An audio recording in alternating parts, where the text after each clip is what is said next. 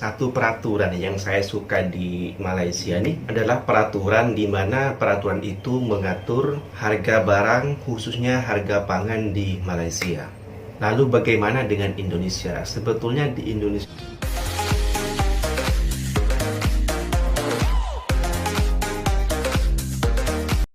Assalamualaikum warahmatullahi wabarakatuh. Jumpa lagi dengan saya Mr. Bas. Apa kabar Anda hari ini? Semoga dalam keadaan baik-baik saja, sehat walafiat dan dimurahkan rezekinya. Amin ya robbal alamin. Oke, kali ini saya akan membahas tentang satu peraturan yang saya suka di Malaysia nih.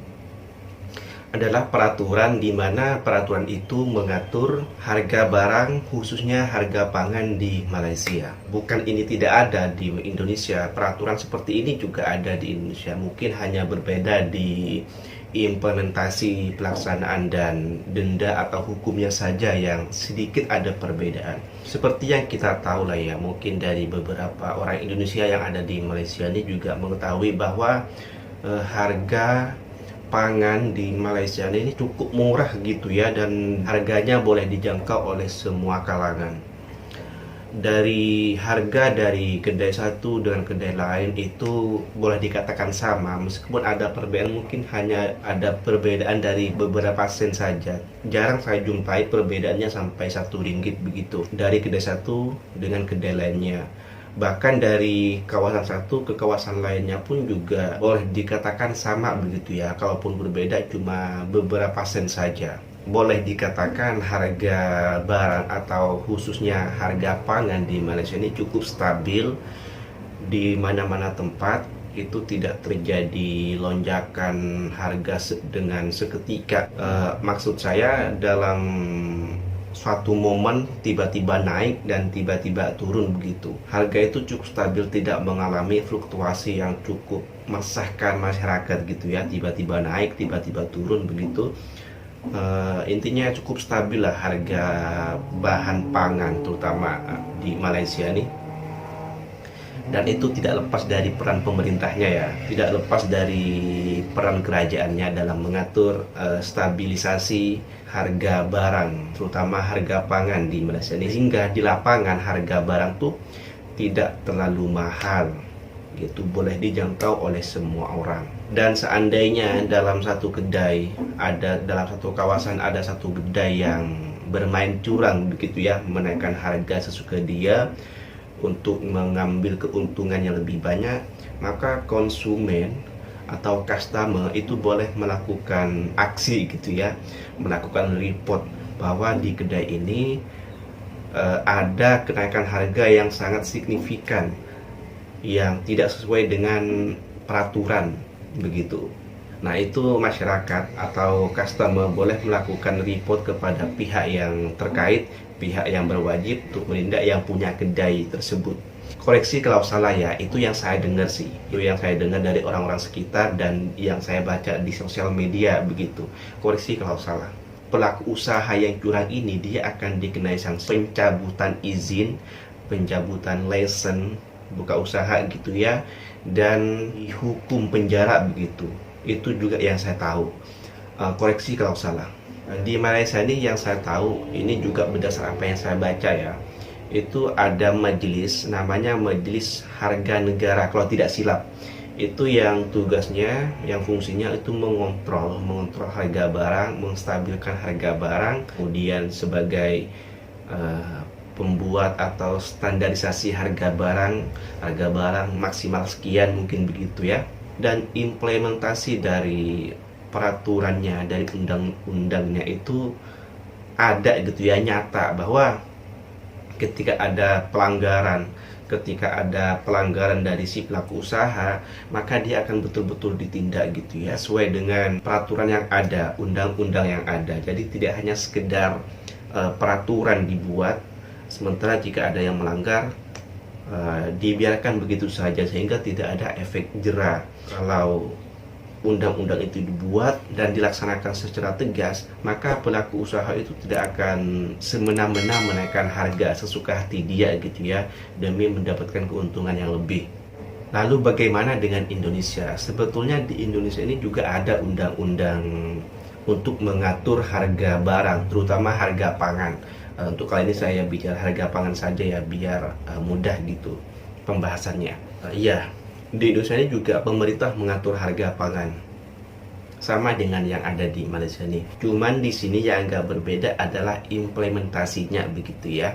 Masih kalau di Indonesia itu masih ada beberapa pelaku usaha yang suka melanggar aturan, suka curang gitu, suka menaikkan harga sesuka hati dia untuk mendapatkan laba atau keuntungan yang lebih. Sementara harga ini maksimal harus sekian, tetapi pelaku usaha itu justru menjualnya lebih dari harga maksimal yang ditentukan oleh pemerintah. Bagi si pelanggar, bagi si pelaku usaha yang melanggar aturan ini, dia tidak ada hukuman penjara sih. Dia cuma dicabut lisennya, dicabut surat izinnya begitu sebagai sanksi. Kecuali si pelaku usaha tersebut memonopoli perdagangan, memonopoli harga begitu.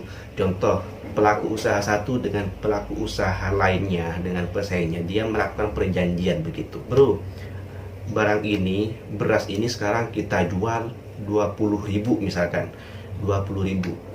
Jadi saya jual 20.000, kamu 20.000. Sementara dari pemerintah itu dijualnya contoh 12.000 lah misalkan. Nah, jika ada perjanjian seperti itu, artinya memonopoli harga barang, itu nanti kalau ketahuan sama pemerintah, itu nanti akan didenda atau dihukum selama 5 tahun atau denda uang sebesar 25 miliar gitu. Itu kalau monopoli harga barang. Tapi kalau menaikkan harga tanpa ada perjanjian dengan pihak pesaing, secara pribadi pelaku usaha menaikkan harga sekian dalam harga yang wajar gitu ya, itu tidak dihukum sampai ke penjara atau denda, mungkin cuma dicabut surat izin usahanya. Kemudian di Indonesia ini tiap provinsi itu diatur harga pangannya. Contohnya beras ini tiap provinsi dia diatur harganya, harga maksimumnya ya. Kenaikan harga tersebut, perbedaan harga tersebut itu dipengaruhi oleh terutama musim panen, kemudian distribusi gitu ya, distribusi dari daerah satu ke daerah lain, dan yang ketiga adalah stok barang. Dan 3 aspek ini sangat berpengaruh gitu ya. Yang pertama tadi musim panen, contoh musim panen cabai gitu ya, atau cili, pada masa itu pasti akan murah begitu guys, pasti akan murah. Tapi kalau sudah tidak panen lagi atau stok barangnya itu sudah sedikit, maka harganya akan naik, bahkan naiknya itu drastis gitu. Kemudian distribusi barang ini sangat berpengaruh. Apalagi kalau kita tengok Indonesia itu negara yang berkepulauan. Untuk mendistribusikan barang dari pulau satu ke pulau lainnya itu aksesnya itu tidak mudah. Contohnya untuk mendistribusikan barang ke Papua. Ya, sekarang alhamdulillah ada tol Trans Papua gitu ya, sudah mulai bisa mendistribusikan barang melalui jalur jalan tol. Tetapi meskipun melalui jalan tol telah sampai di Papua gitu ya, di bandarnya, di kotanya, untuk mendistribusikan ke kampung-kampung, ke pelosok-pelosok itu sangat susah. Terkadang harus pakai helikopter atau memakai tenaga kerja lokal untuk mendistribusikan barang tersebut ke daerah, ke kampung-kampung, ke pelosok-pelosok gitu. Dan itu medannya tidak mudah gitu guys, medannya itu cukup susah, cukup sulit.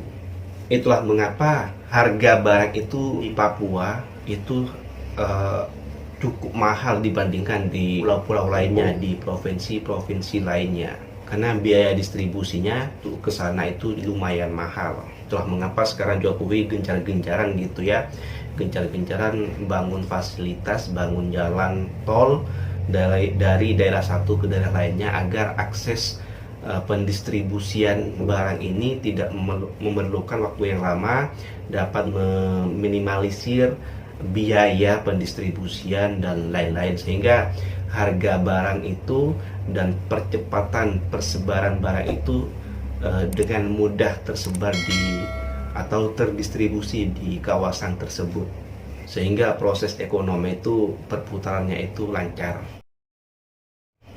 Dan yang membuat saya penasaran, yang membuat saya tertanya-tanya adalah apakah harga di suatu negeri itu akan sama dengan harga barang, terutama harga pangan di negeri lain. Ini membuat saya tertanya-tanya ya. Contohnya di antara negeri-negeri di Semenanjung ini dengan yang ada di Sabah. Sebab logika saya begini ya, contoh kalau barangnya itu didatangkan dari Semenanjung, sudah pasti biaya distribusinya akan lebih mahal gitu ya. Dan apakah itu nanti di sana harganya akan ada sedikit perbedaan dari harga yang ada di Semenanjung, ataukah sama saja sebab adanya Majelis Harga Negara ini? Oke, mungkin cukup sekian cerita dari saya. Saya akhiri dulu topik ini, namun sebelum saya akhiri, seperti biasa saya ingin mengucapkan mohon maaf apabila ada kesilapan atau kesalahan yang terkeluar dari lisan saya. Saya mohon maaf sebesar-besarnya, itu tidak ada unsur sengajaan, dan apabila ada yang salah dari penyampaian saya terkait dari pembahasan tentang Malaysia tadi itu, tolong dikoreksi, tolong dibetulkan di ruang komen. Dan kalau Anda suka dengan video ini, silahkan di like, boleh di share juga, dan jangan lupa untuk subscribe channel ini serta bunyikan tombol loncengnya. Sampai jumpa di next konten. Wassalamualaikum warahmatullahi wabarakatuh.